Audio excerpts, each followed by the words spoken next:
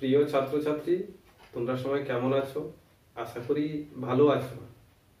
তোমরা যারা একাদশ ও দ্বাদশ শ্রেণীতে পড়ছো এবং নিট ও মেডিকেল এন্ট্রান্সের জন্য প্রস্তুতি নিচ্ছ, তোমাদের জন্য বিশেষ করে আমার এই ক্লাসটি। এই ক্লাসে আমি একাদশ, দ্বাদশ, মেডিকেল এন্ট্রান্স এবং নিটের বায়োডাইভার্সিটি বা জীববৈচিত্র্য অধ্যায়টি পড়াবো।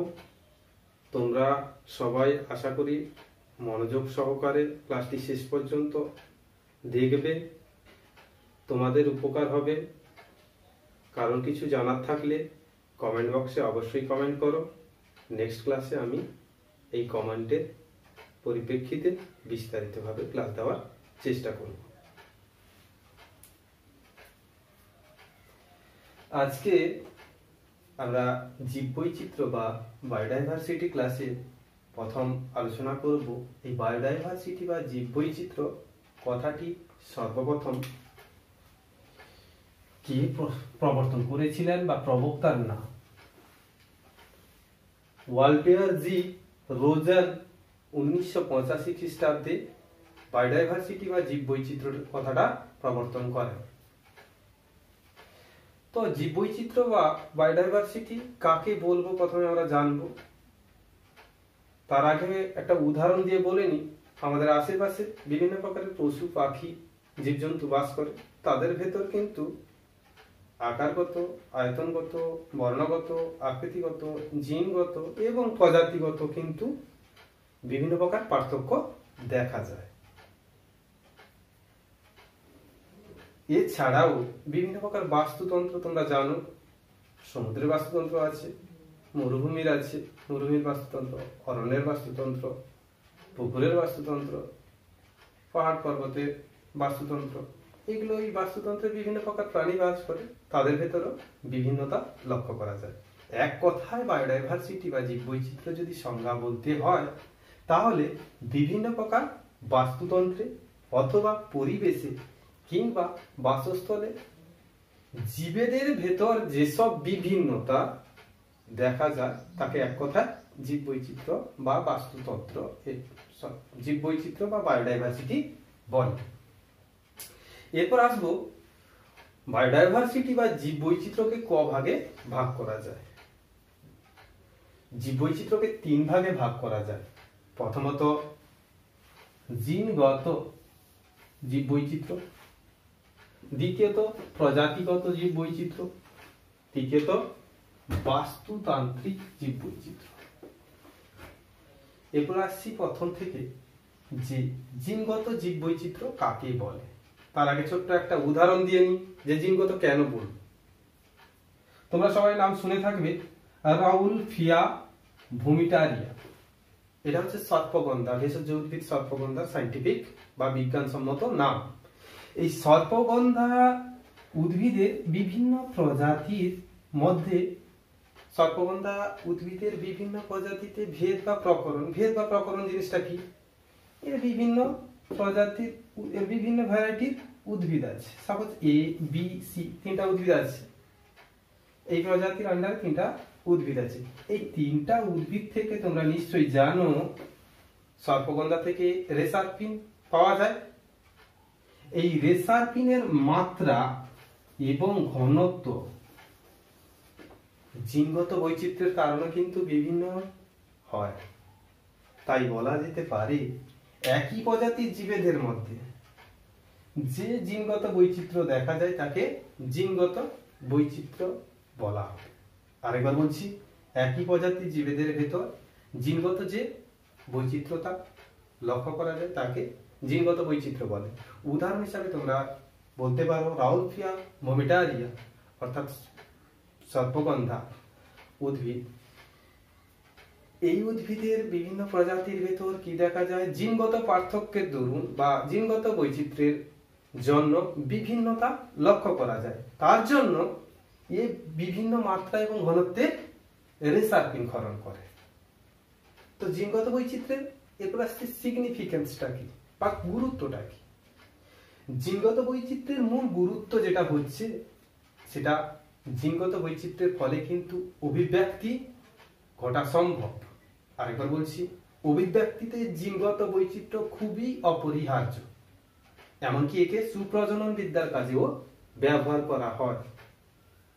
নেক্সট চলে আসছে আমরা পরেরটা, প্রজাতিগত জীববৈচিত্র্য, একে বলা হয় স্পিসিস বায়োডাইভার্সিটি, প্রজাতিগত জীববৈচিত্র্য। একটি স্থানে অবস্থানকারী বিভিন্ন প্রজাতিদের ভেতর বা মধ্যে যে বৈচিত্র্য লক্ষ্য করা যায় তাকে প্রজাতিগত বৈচিত্র্য বলে। যেমন সাপোজ মনে করো এই এরিয়া একটা রাজ্য বা দেশ যাই বলতে পারো, এদের ভেতর সাপোজ এ প্রজাতি আছে, বি প্রজাতি আছে, সি আছে, ডি আছে, ই আছে, বিভিন্ন প্রকারের প্রজাতি আছে। তাহলে একটা নির্দিষ্ট স্থান, এই স্থানে অবস্থানকারী বিভিন্ন প্রজাতির ভেতর যে বৈচিত্র্য দেখা যাবে তাকে এক কথায় বলবো কি, প্রজাতিগত জীববৈচিত্র্য। এর একটা ছোট উদাহরণ আমি বলি। প্রজাতিগত জীববৈচিত্র্য যার যত বেশি হবে, কি বললাম আরেকবার বলছি, প্রজাতিগত বৈচিত্র্য বেশি হলে জীববৈচিত্র্যও বেশি হবে। আর জীববৈচিত্র্য বেশি হলে, আরেকবার বলছি, জীববৈচিত্র্য যদি বেশি হয় তাহলে জীবেদের অভিযোজনগত এবং অভিব্যক্তিগত ব্যাপ্তিও বেশি হবে। এটা খেয়াল করে মনে রাখবে। আরেকবার বলছি, প্রজাতিগত বৈচিত্র্য বেশি হলে জীববৈচিত্র্য বেশি হবে। আর জীববৈচিত্র্য বেশি হওয়া মানে হচ্ছে জীবেদের ভেতর অভিযোজনগত ও অভিব্যক্তিগত ব্যাপ্তিও বেশি হবে।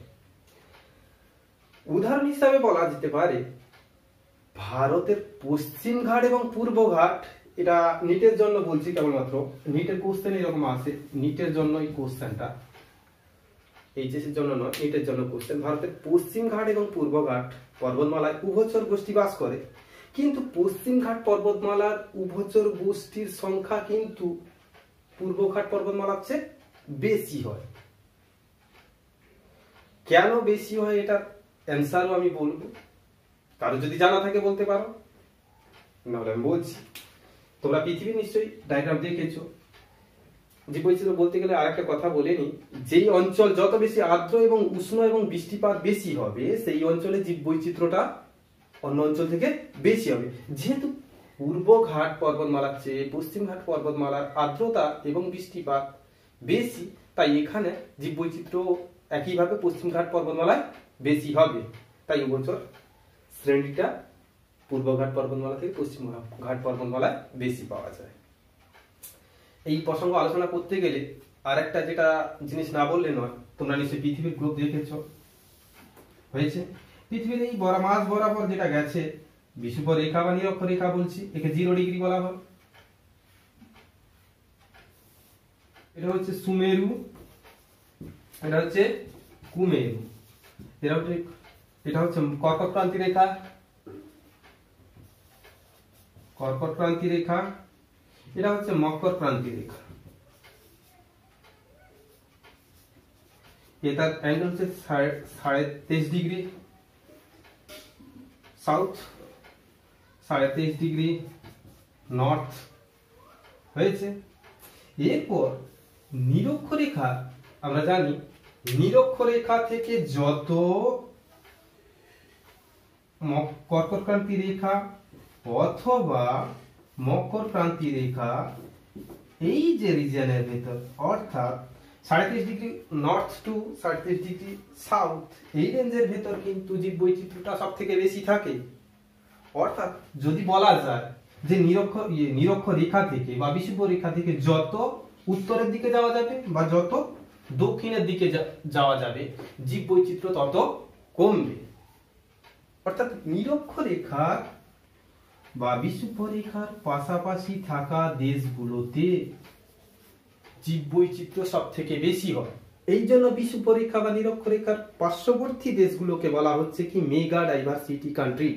এদের ভেতর ভারতও পড়ে, ব্রাজিল পড়ে, অস্ট্রেলিয়াও পড়ে, কলম্বিয়া, পেরু, এইসব মেগা ডাইভার্সিটি এরিয়াগুলো কিন্তু পড়ে। ব্রাজিলও আছে।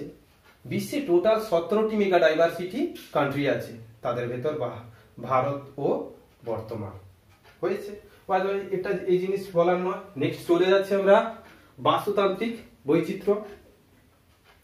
বাস্তুতান্ত্রিক বৈচিত্র্য আলোচনা করতে গেলে প্রথমে বলতে হয় একটা ভৌগোলিক অঞ্চল। বাস্তুতান্ত্রিক জীব বৈচিত্র্য সমগ্র বাস্তুতন্ত্রের জীবেদের ভেতর যে বৈচিত্র্য থাকে, সমগ্র বাস্তুতন্ত্রে জীবেদের ভেতর যে বৈচিত্র্য থাকে তাকে এক কথায় বলবো কি বাস্তুতান্ত্রিক জীব বৈচিত্র্য। বাস্তুতান্ত্রিক জীব বৈচিত্র্যকে তিন ভাগে ভাগ করা যায়। প্রথমত কি আলফা জীব বৈচিত্র্য, নেক্সট বিটা জীব বৈচিত্র্য, থার্ড হচ্ছে কি গামা জীব বৈচিত্র্য। তো প্রথম আসছি আলফা জীব বৈচিত্র্য নিয়ে আলোচনা করব। আলফা জীব বৈচিত্র্য একই বাসস্থানে বা অঞ্চলে অবস্থিত জীবেদের মধ্যেকার যে বৈচিত্র্য তাকে আলফা বৈচিত্র্য বলবে। যেমন এইটা একটা ডায়াগ্রামে তোমাদের দেখানো হচ্ছে, জাস্ট এই রেঞ্জটা একটা হচ্ছে, এই টোটাল এরিয়াটা হচ্ছে একটা ভৌগোলিক অঞ্চল। ভৌগোলিক অঞ্চল, এই অঞ্চলে সাপোজ ছোট ছোট অঞ্চল আছে, এইরকম ছোট ছোট অঞ্চল আছে। এই ছোট ছোট অঞ্চলগুলোতে বিভিন্ন প্রকার প্রজাতি আছে, উদ্ভিদ আছে এবং প্রাণীও আছে। আলফা বৈচিত্র্য বলতে তাকেই বলবো একই বাসস্থান, সাপোজ এই এরিয়াটা ধরো, একই বাসস্থান বা অঞ্চলে অবস্থিত জীবেদের যে বৈচিত্র্যটা দেখা যাবে তাকে এক কথায় বলবো কি আলফা বৈচিত্র্য। নেক্সট হচ্ছে বিটা বৈচিত্র্য। বিটা বৈচিত্র্য বলতে গেলে সংলগ্ন বাসস্থান বা ইকোটোন, যদি দেখা যায় এটা আলফা এটাও আলফা, এর সংলগ্ন এরিয়া হচ্ছে এইটা হয়েছে, অর্থাৎ সংলগ্ন বাসস্থান বা ইকোটোনে থাকা জীবেদের ভেতর যে বৈচিত্র্যতা দেখা যাবে তাকে বলবো কি বিটা বৈচিত্র্য। আরেকবার বলছি, সংলগ্ন বাসস্থান বা ইকোটোন অঞ্চলে জীবেদের ভেতর যে বৈচিত্র্য দেখা যাবে তাকে বলবো বিটা বৈচিত্র্য। নেক্সট আসছে একটা গামা বৈচিত্র্য, গামা জীব বৈচিত্র্য সমগ্র ভৌগোলিক অঞ্চলে। দেখতে পাচ্ছ নিশ্চয়ই এটা গামা, এখান থেকে আপ টু এই পর্যন্ত, অর্থাৎ গামার ভেতর কি আছে, এটাকে বিটা বলছি, এটাকে আলফা বলছি, হয়েছে আলফা বিটা, আর টোটাল রেঞ্জের ভেতর আলফা বিটা অনেকগুলো নিয়ে কিন্তু গামা গঠিত হয়। তাহলে গামা বলতে গেলে সব থেকে সর্বপ্রথম বলতে হবে একটা বিস্তীর্ণ বা সমগ্র ভৌগোলিক অঞ্চলে অবস্থানকারী আলফা এবং বিটা বৈচিত্র্যকে এক কথায় বলা হচ্ছে কি গামা বৈচিত্র্য। অন্যভাবে বলা যেতে পারে সমগ্র ভৌগোলিক অঞ্চলের যে জীব বৈচিত্র্য তাকে বলবো কি গামা বৈচিত্র্য। এখানে তোমরা অবশ্যই একটা জিনিস নোট করে নিতে পারো, মাস্ট কোশ্চেন আসে এখান থেকে, যে আলফা বৈচিত্র্য অর্থাৎ গামা বৈচিত্র্য, গামা বৈচিত্র্য সমান কতগুলো আলফা ইনটু বিটা বৈচিত্র্যের সম্বন্ধ। তাহলে কোনটা সব থেকে বড় হবে, গামা সব থেকে বড় হবে। গামা কার কার সম্বন্ধে গঠিত, আলফা গুণিত বিটা সমান গামা জীব বৈচিত্র্য। তাহলে সব থেকে কার জীব বৈচিত্র্য বেশি হবে, গামা। সব থেকে ছোট কি হবে, আলফা। নেক্সট টাইম কি হবে, বিটা হবে। এরপর আসছি আলফা বিটা গামা যেহেতু আলোচনা করব, তারপর আসবো আলফা বিটা এবং গামা জীব বৈচিত্র্যের মধ্যে তুলনামূলক আলোচনা করব। আলফা জীব বৈচিত্র্য, বিটা জীব বৈচিত্র্য এবং গামা জীব বৈচিত্র্যের তুলনামূলক আলোচনা করতে গেলে প্রথম যেটা বলতে হবে যে একটি নির্দিষ্ট অঞ্চলের নানা জীব গোষ্ঠীর বৈচিত্র্যকে আলফা জীব বৈচিত্র্য বলবে। একটা নির্দিষ্ট অঞ্চলে নানা জীব গোষ্ঠীর বৈচিত্র্যকে আলফা বৈচিত্র্য বলবে। যেখানে বিটাটা কি বলা হচ্ছে, একটা ভৌগোলিক অঞ্চলে বিভিন্ন সংলগ্ন অঞ্চলে পৃথক পৃথক বাসস্থানের জীব গোষ্ঠীর মধ্যে যে বৈচিত্র্য লক্ষ্য করা যাবে তাকে বলা হচ্ছে কি বিটা জীব বৈচিত্র্য। নেক্সট গামা জীব বৈচিত্র্য, একটা বিশাল ভৌগোলিক অঞ্চলে ভিন্ন ভিন্ন বাস্তুতন্ত্রের নানাবিধ সম্প্রদায়ভুক্ত জীব প্রজাতির সামগ্রিক বৈচিত্র্যকে গামা জীব বৈচিত্র্য বলে। দ্বিতীয় নম্বর পয়েন্টে আলফা জীব বৈচিত্র্য, এটি হলো একই পরিবেশ থেকে একই সম্পদের উপর নির্ভরশীল জীব গোষ্ঠী। একই পরিবেশে থাকবে এবং একই সম্পদ ব্যবহার করবে হচ্ছে আলফা জীব বৈচিত্র্যের জীব গোষ্ঠী। আর বিটা হলো পরিবেশ তথা বাসস্থানগত বৈচিত্র্যের জীব বৈচিত্র্য, যেখানে গামা হলো কি বিভিন্ন অঞ্চলে অবস্থিত বিভিন্ন প্রজাতির বৈচিত্র্য। নেক্সট আসছি আলফা জীব বৈচিত্র্য হচ্ছে সব থেকে ক্ষুদ্রতম একক, জীব বৈচিত্র্যের সব থেকে ক্ষুদ্রতম একক হচ্ছে আলফা বৈচিত্র্য। আর বিটা বৈচিত্র্য হলো দুটি আলফা বৈচিত্র্যের মধ্যেকার জীব বৈচিত্র্য হচ্ছে বিটা জীব বৈচিত্র্য। আর যেখানে গামা হচ্ছে কি গামা হলো বৃহৎ অঞ্চলের আলফা ও বিটা বৈচিত্র্যের সমন্বয়। তাহলে গামাটা কি হচ্ছে আলফা ও বিটা বৈচিত্র্যের সমন্বয়। নেক্সট আসছি বেশি আলফা বৈচিত্র্যের অর্থ হলো বেশি প্রজাতির প্রাচুর্য। বেশি আলফা বৈচিত্র্যের অর্থ হলো বেশি প্রজাতির প্রাচুর্য। আর বিভিন্ন বাসস্থানে থাকা প্রজাতির মধ্যে প্রথাগত সাদৃশ্য কম হওয়া হচ্ছে বিটা জীব বৈচিত্র্য। আর প্রজাতির পৃথকীকরণ এবং ভৌগোলিক অংশীদারিত্ব না থাকা হচ্ছে গামা জীব বৈচিত্র্য হলো। এরপর আসছি 5 নম্বর পয়েন্ট, যেটা আলফা বৈচিত্র্যে বসবাসকারী প্রজাতির সংখ্যা গণনার দ্বারা পরিমাপ করা হয়। তাহলে আলফা বৈচিত্র্যে বসবাসকারী প্রজাতির সংখ্যা গণনার দ্বারা পরিমাপ করা হয়, যেখানে বিটা বৈচিত্র্যে বিভিন্ন স্থানে বা সংলগ্ন স্থানে থাকা বিভিন্ন জীবগোষ্ঠীর মধ্যে সাদৃশ্য সূচক হিসাবে পরিমাপ করা হয় বিটা জীব বৈচিত্র্যটা। আর গামা হচ্ছে কি বিভিন্ন অঞ্চলে থাকা বিভিন্ন জীবের আপাত সম্ভাবনা এবং হার নির্ণয় করা হয়। তারপর নেক্সট কোশ্চেন আমরা আসবো, জীব বৈচিত্র্যের সংরক্ষণের কাজে অংশগ্রহণকারী সংস্থার নাম কি? আরেকবার বলছি কোশ্চেনটা, জীব বৈচিত্র্যের সংরক্ষণের কাজে অংশগ্রহণকারী সংস্থার নাম কি? এই সংস্থাটি হচ্ছে IUCN। আরেকবার বলছি সংস্থাটির নাম হচ্ছে IUCN, অর্থাৎ এর ফুল ফর্ম হচ্ছে কি international union for the conservation of nature and natural resources. আরেকবার বলছি international union for the conservation of nature and natural resources. IUCN এর বর্তমান যেটা, এটা পূর্বে নাম ছিল, বর্তমান নাম এটা হয়েছে কি WCU। WCU এর সম্পূর্ণ নাম হচ্ছে world conservation union. World conservation union.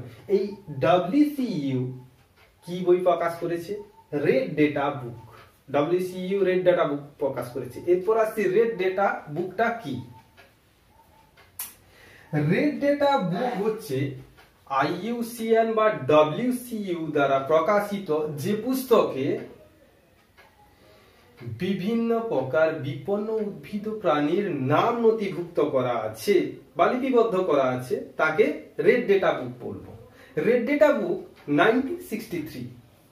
1963 সালে প্রথম রেড ডেটা বুক প্রকাশ করা হয়। তারপর আসছি, এখানে একটা কোশ্চেন থাকতে পারে তোমাদের মনের ভেতর, একটা কোশ্চেন থাকতে পারে যে এখানে বললাম যে বিপন্ন প্রজাতি বা এন্ডেঞ্জার্ড স্পিসিস কি? What is endangered species? Endangered species বা বিপন্ন প্রজাতি বলতে গেলে বলতে হয় যে সকল প্রজাতি অদূর ভবিষ্যতে অবলুপ্তি হয়ে যাওয়ার সম্ভাবনা থাকে।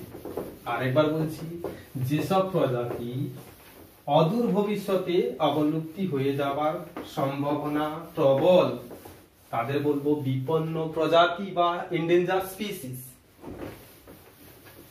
অদূর ভবিষ্যতে কোশ্চেন থাকতে পারে কত, তাহলে ইয়ার কত হতে পারে? নিয়ার অ্যাবাউট 20 ইয়ার্স, অর্থাৎ 20 বছরের অদূর ভবিষ্যতে 20 বছরের পরে বা 20 বছরের মধ্যে। তাহলে এন্ডেঞ্জার্ড স্পিসিস বা বিপন্ন প্রজাতি কাকে বলবো? কোশ্চেনটা অবশ্যই ভালো কোশ্চেন। যে সকল প্রজাতি অদূর ভবিষ্যতে অবলুপ্তি হয়ে যাওয়ার সম্ভাবনা প্রবল আছে, এই প্রবল আছে সম্ভাবনাটা কত পার্সেন্টেজ থাকে? 20% থাকবে, সম্ভাবনা 20% থাকবে। এবং কত বছরের ভেতর? 20 বছরের মধ্যে বা 20 বছরের পরে।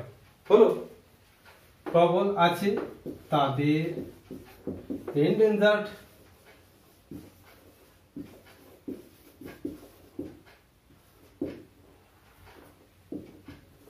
এন্ডেঞ্জার্ড স্পিসিস বলে। উদাহরণ, উদ্ভিদ থেকে একটা উদাহরণ দিচ্ছি আর প্রাণী থেকে একটা উদাহরণ দিচ্ছি। কোন কোন প্রজাতির উদ্ভিদ এবং প্রাণী বিপন্ন? একটা উদ্ভিদ থেকে উদাহরণ, নাম্বার 1, উদ্ভিদ থেকে উদাহরণ যদি দিই, উদ্ভিদ থেকে উদাহরণ হচ্ছে কি? রাউলফিয়া, রাউলফিয়া সার্পেন্টিনা।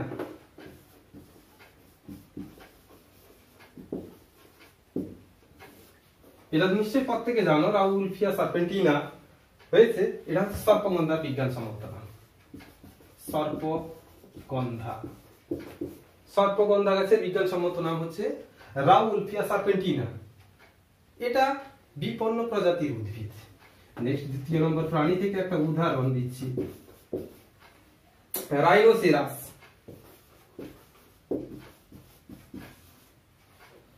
রাইনোসেরাস ইউনিকর্নিস।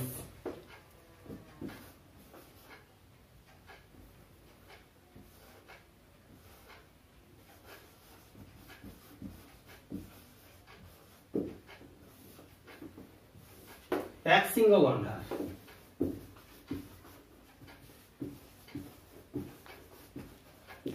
এই উদাহরণ দুটো ভালো করে মনে রাখবে। রাউলফিয়া সার্পেন্টিনা সর্পগন্ধা উদ্ভিদ থেকে উদাহরণ, রাইনোসেরাস ইউনিকর্নিস হচ্ছে কি? একশৃঙ্গ গন্ডার প্রাণী থেকে উদাহরণ। এরপর আসছি গ্রিন ডেটা বুক কি? গ্রিন ডেটা বুক বলতে গেলে 1987 সালে ইউক্রেনের কৃষি সংস্থা কর্তৃক প্রকাশিত। 1987 সালে ইউক্রেনের কৃষি সংস্থা দ্বারা প্রকাশিত যে পুস্তকে বিরল উদ্ভিদের সংরক্ষণ প্রণালী লিপিবদ্ধ করা আছে তাকে গ্রিন ডেটা বুক বলবো। মনে রাখবে, প্রত্যেক কোশ্চেন এখানে আছে, নিট থেকে এখানে কোশ্চেন আছে, কত সালে কোন সংস্থা কর্তৃক কিন্তু গ্রিন ডেটা বুক প্রকাশিত করা হয়? 1987 সালে ইউক্রেনের কৃষি সংস্থা দ্বারা প্রকাশিত যে পুস্তকে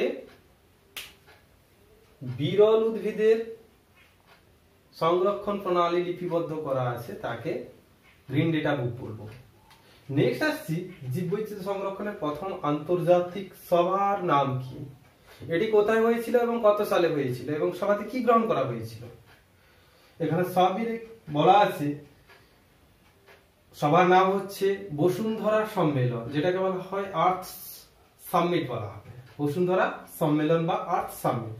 এই বসুন্ধরা সম্মেলন বা আর্থ সামিটটা 1992 সালে ব্রাজিলের রিও ডি জেনেরিও শহরে অনুষ্ঠিত হয়। আর্থ সামিট সভা গৃহীত সিদ্ধান্তগুলি 1993 সালের 29 ডিসেম্বর প্রথম কার্যকর করা হয়। আরেকবার বলছি, আর্থ সামিট বা বসুন্ধরা সম্মেলনে গৃহীত দফাগুলিকে 1993 সালের 29 ডিসেম্বর প্রথম কার্যকর করা হয়। এরপর আসছে এজেন্ডা 21। অর্থাৎ এজেন্ডা 21 কি? এজেন্ডা 21 হচ্ছে বসুন্ধরা সম্মেলন বা আর্থ সামিটে যে 21 দফা কর্মসূচি গ্রহণ করা হয়েছিল তাকে বলা হয় কি? এজেন্ডা 21 বলা হয়। আজ এই পর্যন্ত, বাকি অংশ পরের ভিডিওতে দেখানো হবে। এই আলোচনায় কারোর কিছু অসুবিধা থাকলে তোমরা কমেন্টে অবশ্যই জানাবে। ভিডিওটি দেখার জন্য সবাইকে ধন্যবাদ। সবাই ভালো থাকো, সুস্থ থাকো, এই বলে রাখছি।